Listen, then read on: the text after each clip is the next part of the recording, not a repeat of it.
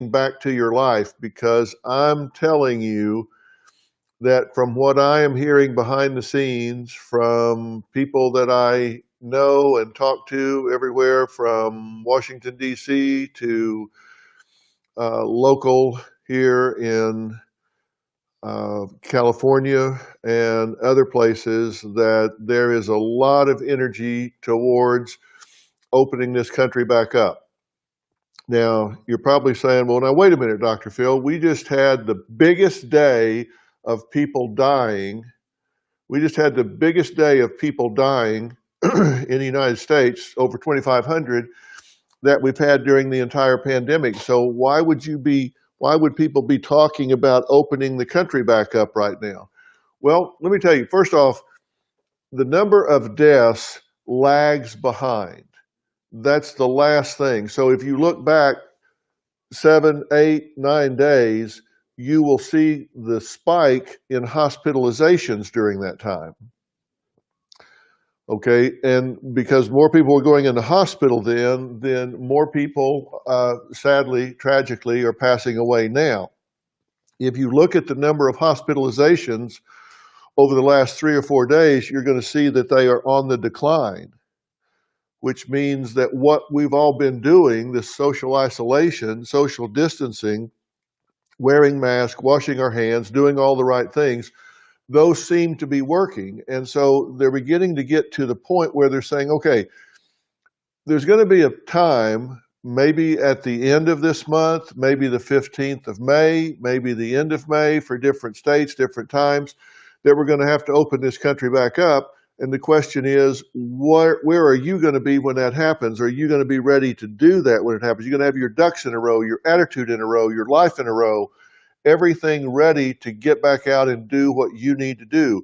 Where are you going to be financially, job-wise, attitude-wise, energy-wise, health-wise, every way, so you can get back out there and get back to your life and not be afraid and not be intimidated? Because the people that are ready, the people that are leaning forward, the people that are saying, all right, I'm going to hit the ground running, are the ones that are going to do the best. And I want all of my people, all of my viewers, all the people that I'm talking to be the ones that are leaning forward and doing the best possible job. Now, again, I've heard a lot of people say, how can you even be talking about it if there's even one death from the coronavirus? Well, look, that sounds cold, it sounds harsh, but I can tell you that's what's going to happen, whether you agree with it or not. And we make those decisions all of the time. For example, in order to preserve the pleasures we value, we sacrifice 480,000 people a year to cigarettes, but we haven't taken those off the market. We live with those and lose almost 500,000 people a year to cigarettes. 88,000 people a year die from alcohol. 360,000 to swimming accidents, 67,000 to opioids, 40,000 to handguns. But those are still out there, and all of those exceed what number of lives we are losing to the coronavirus at this point. So what makes you think they're not going to open this country back up when they say, yes, we are going to lose some lives because of contagion, when they're willing to lose 500,000, 100,000, 360, 67, 4? I mean, we're talking over 1 million lives just from those 3 or 4 categories right there. They're willing to do that. What makes you think they're not going to open this country back up when there's still some degree of contagion? Because they are, because if they don't, this entire country is going to collapse financially. Now, are there some things that need to be done to get that done? Yes. There are things that need to be done to get that done. We're not going to open up the way we used to be. Maybe you're going to open up with masks. Maybe restaurants are going to have half as many tables in them as they used to be. Maybe we're going to start athletic events with no crowds, just the athletes on the field. All different sorts of things are going to maybe look a bit different than they do now, but nonetheless, that's going to happen. I'm telling you it's going to happen. So we have to start talking about getting ready for it. And if that causes anxiety on your part, I want to hear from you. Write to me, send me your questions. I get your questions here, and I want to answer those things. I want to know what you want to talk about. I can't seem to get a show on the air without being preempted around the country by some mayor or some governor or whatever taking that time to talk to the people, which I totally get. That's important, and I understand that they need to do that. I want my message to get out to you as well. So I'm going to continue giving it and hope that it will seep through. Keep checking in every day. Keep checking your Dr. Phil affiliate at the time that I'm on, check. And if I'm preempted in the beginning, hang on, because sometimes it's just for 10 or 15 minutes, and then we get into the things that we're going to do. I'm going to be talking about what needs to happen to get you ready to get back into your life. That's what I'm here for. I'll tell you something else we're going to do. Before we went on lockdown, we had a number of shows that were done that we had not aired yet. I'm going to start running some of those shows because I think we need a bit of a break. I think we need to not be talking about coronavirus 24/7. So I think we need a bit of a break. Get back to some of the things that we used to talk about families and life and the pursuit of happiness, things that you used to yell at the screen about. I'm going to start filtering some of those shows in there. There might be a few minutes that we steal from that show to update you on anything that's going on that's important. But we're going to start running some shows that give you a break so it's not just coronavirus, COVID-19, pandemic, 24 hours a day, 7 days a week. We're going to give you some relief from that. And I think you're going to enjoy that. I hope you do. So tune in, stay with me. And if I'm preempted, hang on. It may just be for a few minutes and then we'll get back to it. Now, there are some questions that have come in and I'm going to answer those. But let me tell you about today's show because this is one that I think you want to watch. It's about whistleblowers. And when I say whistleblowers, I'm talking about people that are involved in situations impacting your health and mine right now that have stood up and said, this is not okay what's going on out here. And so they've started talking about it. We talked to Chris Smalls. You may have read about him. He worked at Amazon. And he had worked there over 4 years. And people started getting sick, according to him. He went to HR and said, look, we need to shut this building down. This is going to become a hotspot. It's going to be an epicenter here. And he claims that they fired him for staging a walkout at their Staten Island warehouse. And they have this open policy for management. He would go in and just sit in the management meetings for 8 hours in the cafeteria for 8 hours a day and walk into the management meetings with 10 others and say, well, what are you doing? Why are you not protecting us? Amazon's reason for firing Chris was that he wasn't following social distancing when he came into these meetings. Two sides of that story, but you're going to hear them both, and I'll let you make up your own mind. We talked to Lori, who's a fired nurse. Lori says she was fired from Northwestern Memorial Hospital, and they say they fired her for violating HIPAA. She says she didn't violate HIPAA. What she was doing was talking with her colleagues on a closed Facebook page about the absence of safety guidelines, and they didn't like her talking about that, according to her. We talked to Jana, who's a fired nurse. She worked as an RN and relief charge nurse for 7 years, and she was complaining that they were only giving her one mask a day, and it wasn't an N95. They were saying, these are things that before this happened, there were certain standards, and now the standards just kept getting lowered and lowered and lowered and lowered, and then we're expected to go home to our children. And when she raised hell about it, she got fired. Kathy's on, a working nurse, that says she's been exposed to COVID patients and worries she's going to bring it home to her family and also expose other patients as well. We're really getting behind the lines here to find out what's really going on. So you're going to want to hear that. Now, let me answer some questions. Now, Tina Kozvay Kopix, and I'm probably saying that wrong. It's CSUVAY-KOPICZ. You're kind enough to write a question. I want to get your name right. She says, what about mail people too? I'm a mail person in Pennsylvania. People, please do not come out for your packages. I want to stay safe. Stay inside. And yet no one is acknowledging mail people for still working for everyone. What keeps me going is we are essential and one of few things that are normal for people. But please, when you see me coming, stay in the house. What she's saying, and this is happening so often, people will be out and somebody just walks up on them and they're like, whoa, stay back from me. And Tina, thank you for doing what you're doing. Thank you for continuing to deliver the mail. We need that. We still use snail mail. It's our contact with so many different businesses in the world.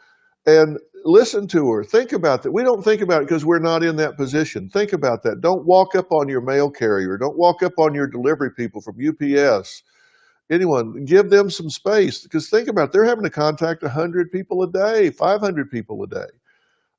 Sandy Peters says, no protection between myself and my customers. I work at a gas station with a public restroom. I feel expendable, not essential. Well, Sandy, I'm sorry for that. And what you have to do is you have to put up your own barriers, your own boundaries. Now, you may be working, but put up signs. Draw a line out there outside the door or the window where they come to. Say, stay behind this line. Whatever is necessary. Disinfect everything. Do what you have to do. Get a mask. Get gloves. Get your own personal protective equipment. Protect yourself. Some of this we have to do for ourselves, even though we wish somebody was protecting us. Julie Hankins says, I'm so depressed. No one at work understands this. So I'm being ostracized for this. Look, there is no question. There's not a lot of good news out there right now. We're in isolation. We're on lockdown. Some people are having to work because they're in essential positions, because they need to eat. And the economy is collapsing around our ears. You're wondering if you're going to get this virus or your parents going to get their virus. That is depressing.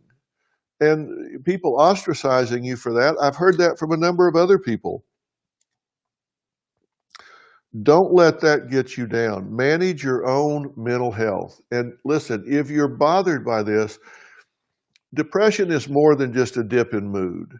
Depression is when you've been out there in your life and things that were pleasurable, that you got enjoyment from, that you got enthused about, all of a sudden they don't do it for you anymore.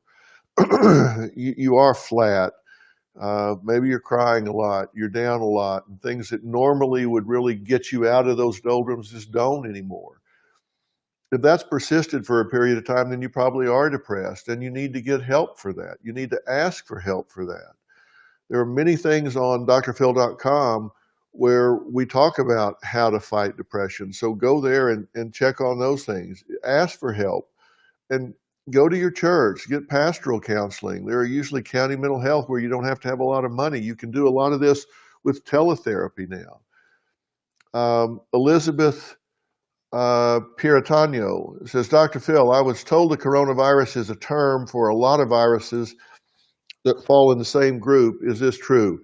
Look, the coronavirus has been around since the 50s. Now, I'm telling you this based on what the infectious disease experts are telling me. I am not an infectious disease expert. But this is what they're telling me. The coronavirus is a group of viruses. It has been around since first identified, I think, in the 50s. This is a novel coronavirus. This is a new one. It's coronavirus SARS-2. They've just given it a new label because we've not seen it before. And this apparently originated in animals, probably a bat, and it jumped species. And so we don't have any built-in immunities to it, any antibodies to fight it off. So it is a term for a lot of viruses, but this one is novel. This one is new. Patricia Ann Harris says, what about the good news of the self-imposed isolation? Less crime, murders, wrecks. That is true. Because we're off the streets, a lot of things that happen on the streets are not happening now. And interestingly enough, if you look back across time, if you look in the Great Depression of the 1930s, um, mortality rate dropped. People lived longer. And you would think, wait a minute, they were harsher times. People were starving to death. Well, that may be true, but the mortality rate was less in the Depression of the 30s than it was in the boom of the Roaring 20s. Why? Because in the Roaring 20s, people were driving around and drinking and partying and doing things that put them in harm's way.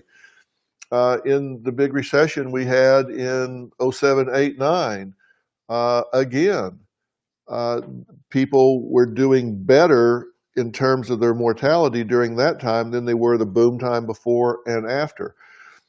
So there are some pluses to this. I mean, we're less in harm's way than we would be otherwise. So I do think we need to recognize that maybe there are some pluses here.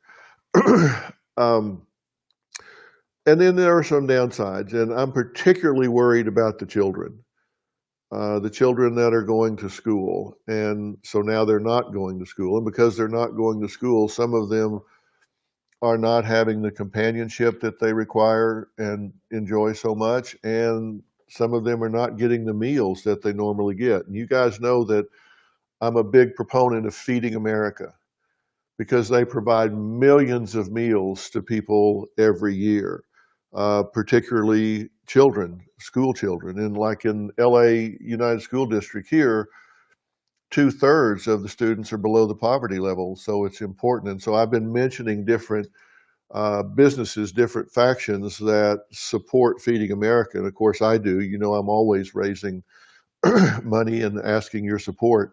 Um, there is a new company that's out there right now called iconiclids.com. This is a really fun, exciting custom hat company. And they've just launched a new campaign called AloneTogether. And it's just a reminder to those who are going through a tough time that isolation doesn't mean that you have to be alone.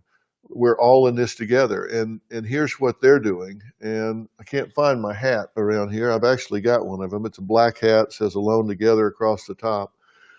I'll post a picture of it here in a minute. But the first 5,000 hats they sell, 100% of the proceeds are going to go to the COVID-19 response fund at Feeding America. So hats are $20, $20 out of $20 are going to Feeding America for the first 5,000 hats that they sell.